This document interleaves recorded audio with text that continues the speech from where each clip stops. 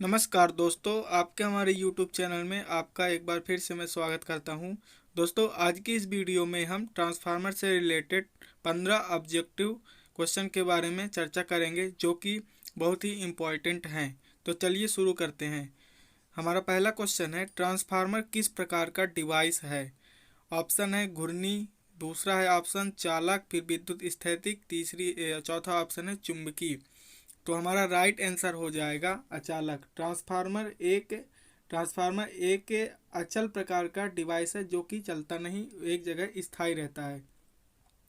दूसरा क्वेश्चन है, ट्रांसफार्मर एक स्थिर उपकरण है। ऑप्शन है वोल्टेज, फिर है विद्युत धारा, शक्ति, तापमान। तो हमारा राइट आंसर हो जाएगा शक्ति, क्योंकि ट्रांसफार्मर की जो शक्ति होती है वो स्थिर होती है, वोल्टेज ऊपर नीचे होता रहता है। तीसरा प्रश्न है, ट्रांसफार्मर का मूल्य कार्य निम्नलिखित में परिवर्तन करना है। ऑप्शन है आवृत्ति, दूसरा ऑप्शन है शक्ति गुणांक, तीसरा ऑप्शन है शक्ति और चौथा है वोल्टेज। तो हमारा राइट आंसर हो जाएगा वोल्टेज। ट्रांसफार्मर का मूल्य कार्य, तो हमारा राइट आंसर हो जाएगा चौथा नंबर।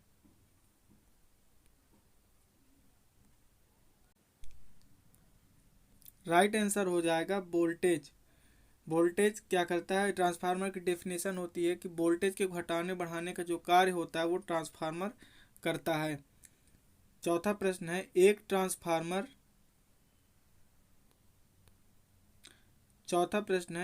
ट्रांसफार्मर ट्रांसफर करता है। तो हमारा राइट आंसर हो जाएगा, ऑप्शन है इसमें करंट, फिर है वोल्टेज, तीसरा ऑप्शन है आवृत्ति, चौथा ऑप्शन है शक्ति। तो हमारा राइट आंसर हो जाएगा वोल्टेज। हमारा पांचवा प्रश्न है, ट्रांसफार्मर किस सिद्धांत पर कार्य करता है? पहला ऑप्शन है म्यूचुअल इंडक्शन, दूसरा है सेल्फ इंडक्शन, तीसरा ऑप्शन है विद्युत स्थैतिक प्रभाव और चौथा ऑप्शन है ताप प्रभाव। हमारा राइट आंसर हो जाएगा म्यूचुअल इंडक्शन के सिद्धांत पर कार्य करता है, क्योंकि ये अन्योन प्रेरण के सिद्धांत पर कार्य करता है। छठवां प्रश्न है, ट्रांसफार्मर के काम करने का सिद्धांत निम्नलिखित में से किस पर आधारित है?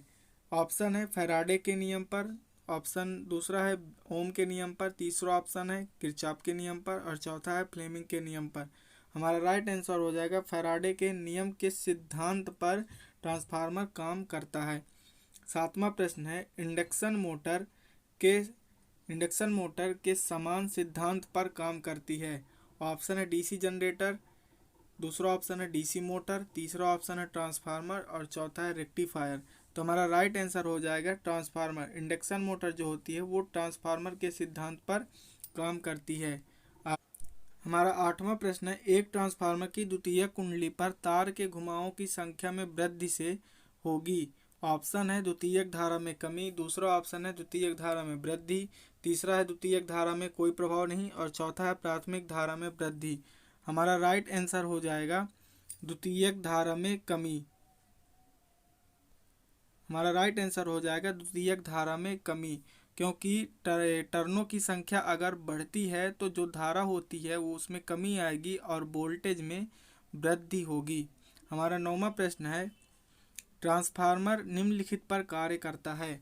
ऑप्शन है केवल प्राथमिक धारा सप्लाई पर, दूसरा ऑप्शन है प्राथमिक और द्वितीयक धारा सप्लाई पर, तीसरा है केवल द्वितीयक धारा सप्लाई पर और चौथा है इनमें से कोई नहीं।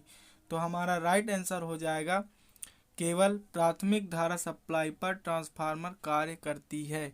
हमारा दसवां प्रश्न है, निम्न में से किसकी सहायता से एसी वोल्टता सरलता से बढ़ाई या घटाई जाती है? ऑप्शन है कन्वर्टर, दूसरा ऑप्शन है मोटर जनरेटर सेट, तीसरा ऑप्शन है ट्रांसफार्मर और चौथा है रेक्टिफायर। तो हमारा राइट आंसर हो जाएगा ट्रांसफार्मर, क्योंकि ट्रांसफार्मर की सहायता से हम वोल्टेज को घटा भी सकते हैं और बढ़ा भी सकते हैं। हमारा 11वां क्वेश्चन है, ट्रांसफार्मरों की रेटिंग की इकाई क्या होती है? ऑप्शन है केवीए, फिर ऑप्शन है केवीएआर, तीसरा ऑप्शन है केडब्ल्यू, चौथा है वाट, पांचवा है वोल्ट। तो हमारा राइट आंसर हो जाएगा केवीए, किलो वोल्ट एम्पियर की रेटिंग पर ट्रांसफार्मर की रेटिंग ली जाती है। 12वां क्वेश्चन है, ट्रांसफार्मरों में प्राइमरी और सेकेंडरी के बीच इंसुलेशन प्रतिरोध होता है। ऑप्शन है 0, दूसरा ऑप्शन है 1 किलो ओम, तीसरा ऑप्शन है 100 किलो ओम और चौथा ऑप्शन है अनंत। हमारा राइट आंसर हो जाएगा अनंत। ट्रांसफार्मरों में प्राइमरी और सेकेंडरी के बीच इंसुलेशन प्रतिरोध जो होता है वो अनंत होता है। हमारा 13वां क्वेश्चन है, एक सेकेंडरी वाइंडिंग में प्रेरित ईएमएफ किस पर निर्भर करता है? पहला ऑप्शन है टर्न की संख्या, दूसरा है फ्लक्स, तीसरा है ए और बी टर्न की संख्या और फ्लक्स दोनों पर, और चौथा है तारों की संख्या। तो हमारा राइट आंसर हो जाएगा ए और बी, टर्न्स की संख्या और फ्लक्स दोनों पर सेकेंडरी वाइंडिंग की ईएमएफ निर्भर करता है। 14वां क्वेश्चन है, ट्रांसफार्मर का अंतर्भाग से बनाया जाता है? पहला ऑप्शन है एनील्ड कॉपर, दूसरा है सिलिकॉन स्टील, तीसरा है एल्यूमिनियम और चौथा है मौसमी लकड़ी। हमारा राइट आंसर हो जाएगा सिलिकॉन स्टील। ट्रांसफार्मर का जो अंतर्भाग होता है वो सिलिकॉन स्टील की बनाई जाती है। सिलिकॉन स्टील की जो पत्तियों की मोटाई होती है वो 0.35 mm से 0.5 mm तक होती है। हमारा आखिरी क्वेश्चन है 15वां नंबर, ट्रांसफार्मर का कोर बनाने के लिए सबसे उपयुक्त सामग्री होती है? पहला ऑप्शन है हॉट रोल्ड ग्रैंड व्यवस्थित स्टील, दूसरा है कास्ट स्टील, तीसरा है कोल्ड रोल्ड ग्रैंड व्यवस्थित स्टील और चौथा है कास्ट आयरन।